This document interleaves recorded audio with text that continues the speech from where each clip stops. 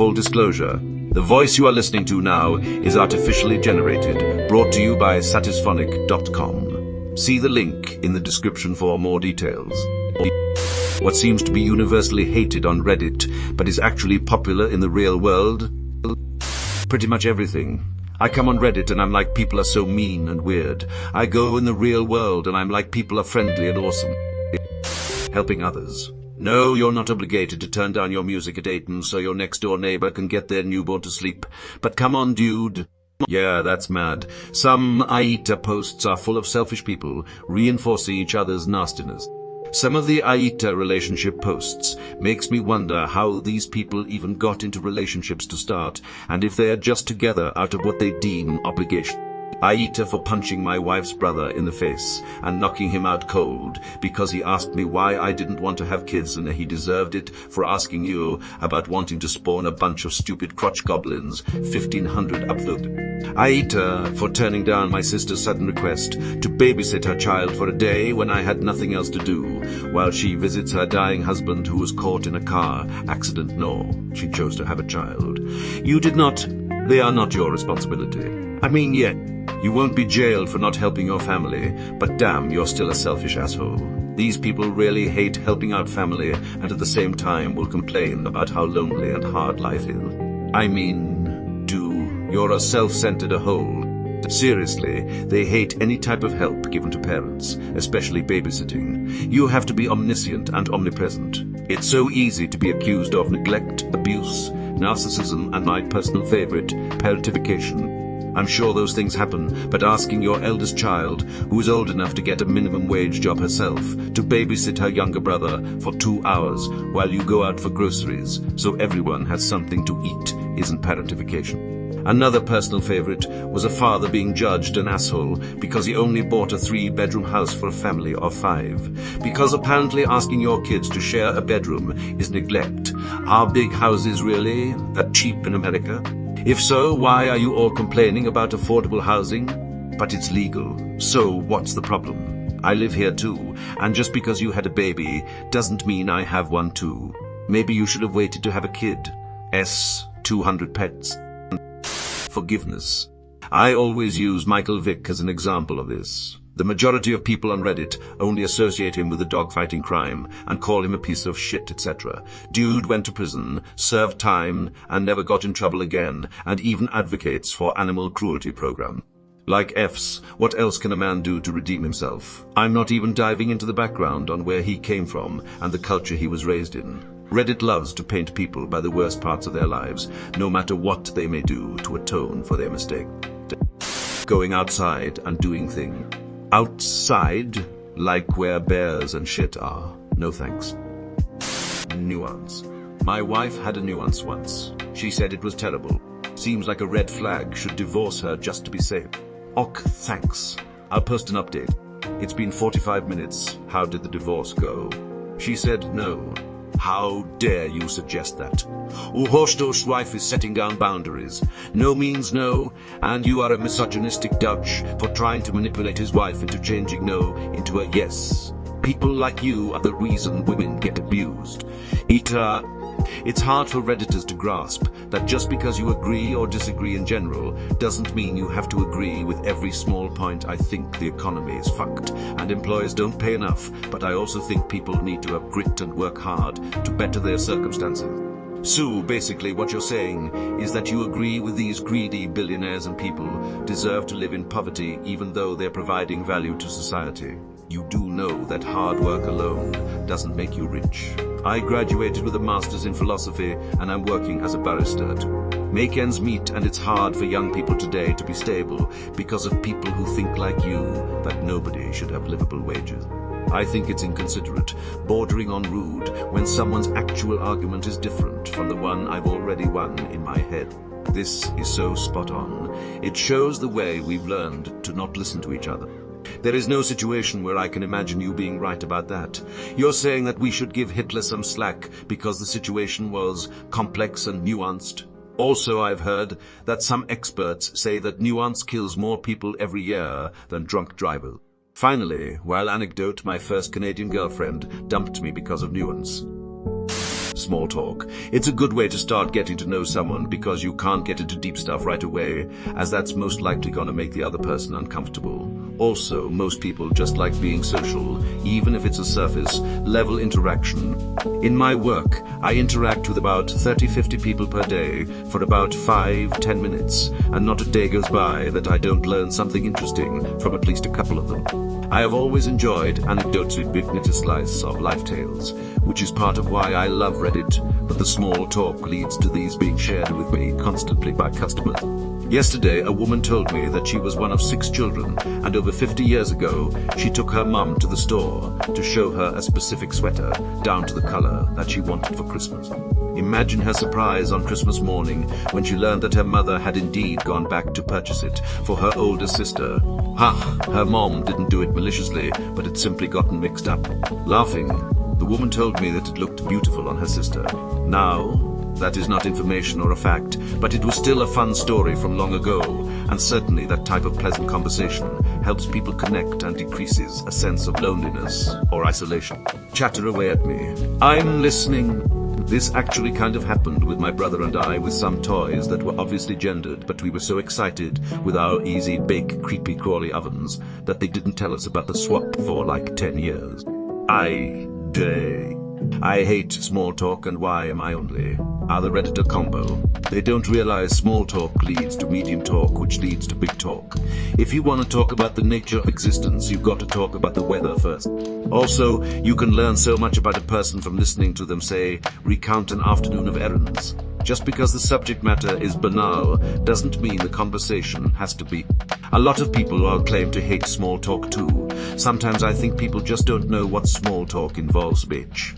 It's like there's that classic example of talking about the weather.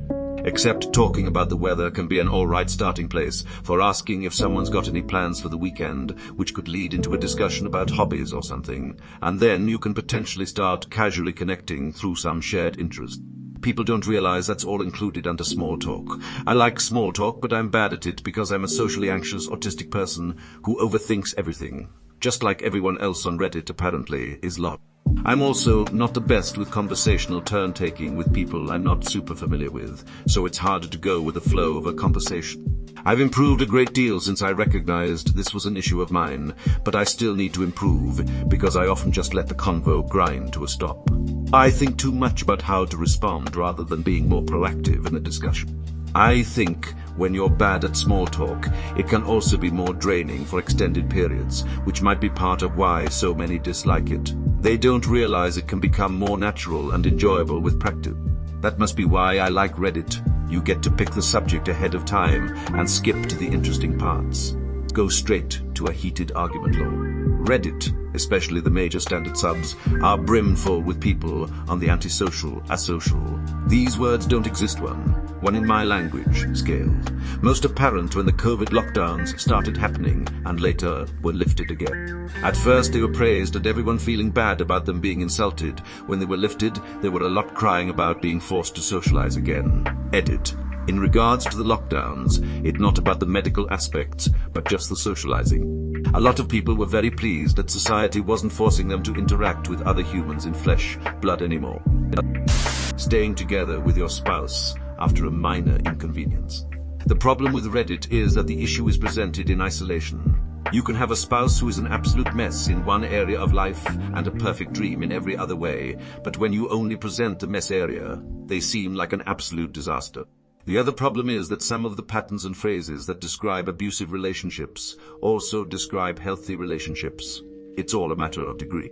So yeah, he hits me occasionally, but the rest of the time he's really nice. Is a relationship you should run from, but he's a jerk when his depression gets bad, but goes back to being a lovely person as soon as he sorts his meds work-life balance. As soon as he sorts his meds work-life balance out is just normal. Not to mention most people aren't amazing at presenting an unbiased retelling of events, especially if they are the type to go to Reddit for validation. Also, a lot of stories are fake in order to get karma, abuse the account for marketing. Reddit, am I the AITA? I, 23 female, just got back from a wonderful brief trip to the Bahamas, and it was such a great time drinking yummy peanut coladas on the beach, while being so completely loyal to my BF, 25 man, who I think may be the AITA. And no, I didn't go without him. I totally invited my BVF to go to the Bahamas with me at least 2 days before the trip, but he said no. That's an entire 84 hours of notice. Like, inconsiderate enough to invite you, but you are also saying I shouldn't go? I've been so stressed lately. Honestly, I feel I deserve this. Hear me out, Reddit. The entire time I was there, he was complaining about money and numbers and blah blah blah blah blah. Fuck, we get it. I wasn't listening. Totally possessive and even controlling. Like, stop blowing up my phone and trying to dance while wearing a coconut bra. I have V big boobs, but you. I mean, you say you trust me, but all of a sudden you have an issue with me traveling the tropically known world. Honestly, Reddit, I feel comfortable sharing these intimate, non-biased details on a person I love with you publicly on the internet because I care so much about him. He's kind of been a dick lately. He is always disappearing for these appointments, and suddenly big chunks of money are disappearing from our joint bank. But he always acts like just because he is the only one depositing into it, it's his. So let me get this straight. No offense, Gapel, you can go have fun at all your appointments and spend all our money on some cool music festival called Chemo, or whatever that is. I'm not into Edda music, which he didn't even invite me to Bepju, despite him talking about it constantly, sometimes even crying from how fun the music is. Like, okay, Skrillex and Deadmau5 are so cool, I get it. I kinda just zone out when he says things sometimes. It's always a double standard. He tells me when I get home from a night out that I puke on the kitchen floor, yet somehow it's cleaned up every time I wake up. If you're so smart, how does that work then, Mr. Oppenstein? I think he may be gaslighting me. That could be a major red flag. Anyway, so suddenly I can't go for a little 3-month-long trip to the Bahamas, or drink peanut colliders on the beach with buff, shirtless friends. No cheating, not what you're thinking. We just power banged, that's just working out. What the fucking heck? And get this, some of all of our friends and family think him the AITA. Even his doctor told me him one, which means he has been sharing our private details with his doctor. Super inappropriate and I'm pretty sure breaks hiccup laws. And I am the AITA. How? I'm not the one being a hippopotamus. Ow. I'm not the one being a hippopotamus about money spending and trying to control my trust. Worthy G. He is. It's totally unfair and not ok. And he raises his voice to me sometimes when I am driving in the wrong lane on the freeway, which is abuse. You, like, it's incoming traffic. It's not even here yet. You are being dramatic. Also, he said he is a stage 4 cancer or something. I don't remember his birthday, but I'm a Scorpio. So like, what does that even matter? Everyone knows Redditors are deeply empathetic and smart soup. After giving this completely fair and accurate description of events, Reddit, I need you to weigh in on if there are any red flags here. Also, I almost forgot to mention, I have very big boobs, and there is nothing wrong with that. I love this man with all my heart and some of my mind too. So epic Redditors, am I the AITA? Be honest and agree with me. I'm glad you guys enjoyed one of my many insane writings. And no, I don't usually speak like this. And lo, I don't usually speak like this. Unless I'm in the Bahamas, of course. Happy holidays and peanut colliders all around. This is gold tier. Thank you for the Lomo ooh. Also the AITA sub. Nope, you're 100% nah. He is tired. He should be lucky you have such big bobs. 5-point took upvote. Also, people don't necessarily come to Reddit until they're at their wit's end with someone. So they really are at the last straw that happened in a relationship and need help validating their thoughts about if they are justified. Also, joking around with your kids makes you a terrible parent. And very gently play wrestling with your 100-year-old dog means you should give it to a better home. My favorite was a parent taking their kids to a local petting zoo, and Reddit was like wild animals are unpredictable and could easily kick and seriously injure your child. Even just hugging a dog, sometimes all these internet experts watch Summit video where someone says hugging dogs make them anxious and suddenly they are judging people for hugging their dog. Like dogs have been around with humans for thousands of years, we are good with each other. There's a difference between showing a dog affection and holding it against its will, and some people can't tell the difference. Husband farts Reddit. Leave him now, he is a gaslighting narcissist. Pull out a match and he will actually be a gaslighter.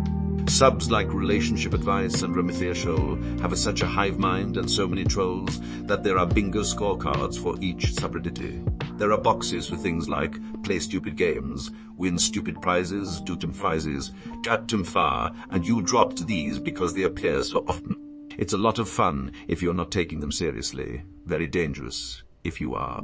Lots of cluster B folks on Reddit with attachment issues. If the bridge starts creaking, they burn it down. Edit. Sprogged on Christmas Eve. Thanks a poem for Offspro. Taps W. Hopkins medicine, or health conditions, and diseases personality. Disorder.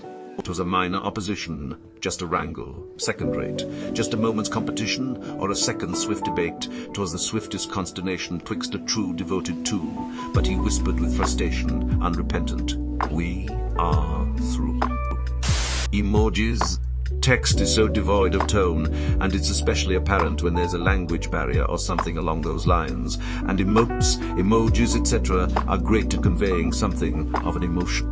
There are people, Facebook boomers and such, who overuse them or misuse them, sure, but the way Reddit has some complex towards emojis is honestly quite frustrating. Reddit's attitude to emojis is like a recovering alcoholic to whiskey. You can't touch one drop or it will take over your life. Merry Christmas, everyone. What is Cluster B a reference to? Out of interest? Having a girlfriend. Getting laid. Collective, conductive, constructive criticism. I love some good alliteration. Always awesome anytime anyone appreciates or applauds astute alliteration. Buying cars on any kind of finance, even if you can easily afford it. Chain restaurants. I love Chili's, and I don't care who knows. I love the Olive Garden. Children, family in general, parenthood, relationships. I've always been anti-chain restaurants, but by mile gave us an Olive Garden gift certificate, and damn, the food was decent and came out fast. The portions were big, and the staff was super nice, all without being crazy expensive. It really changed my mind. I still mostly go to non-chains, but now I'm less snobby about going to chains when other people suggest it, or that's what's near us when we want to go out. Other people having fun playing video games. On Reddit, people like to post about how those people are having fun incorrectly, either by playing the wrong game, the wrong video game platform, or playing the right game on the right game, on the right platform, but in the wrong way. The part of this phenomenon that amazes me most are when actual fans go and create a no-sodium sub to actually discuss their enjoyment of the game. And the game's main sub spends all their time talking about how the no-sodium guys are all corporate shills and deluded fanboys. Just let people play games they like. Video games. Most game subreddits, the community shits on the game, although the majority of the gamers for those games aren't on Reddit and actually enjoy the game. People who hate a game either play it for 5 minutes or 500 hours. I laugh when I see this on Steam reviews. Game is dog shit, thieves are trash. Do not buy 3,482 hours played at time of review. First game that comes to mind with that is Dead by Daylight. Those fuckers, me included, have thousands of hours in the game. We can come up with a laundry list of things wrong with the dev's game, but won't stop playing it for whatever reason. Popular stuff. Assassin's Creed, Apple, McDonald's, you name it. Reddit hates it and believes everyone does too, but these things are popular for a reason. Marriage. Vanilla sex and moderate political views. Vanilla sex for life. Living a normal life, getting married, having kids, a 9-to-5 job, living in the suburbs, being happy. Reddit doesn't even believe it's possible, let alone popular. Putting 100% into what you do and giving a shit. Pretending to be martyred for your beliefs because someone else talked back, it's still super popular on Reddit. Suburbs. Suburb. Nestle. Ask damn near anyone, and they have no idea Nestle has done any of its misdeeds. Mention their name on here, and it is calling an incantation for the devil. Religion. Estimated 5.8 billion people claim affiliation with one. Being civil with someone whose political opinions you disagree with. Religion. Capitalism. Having some semblance of conservative political ideal. Straight white men, low.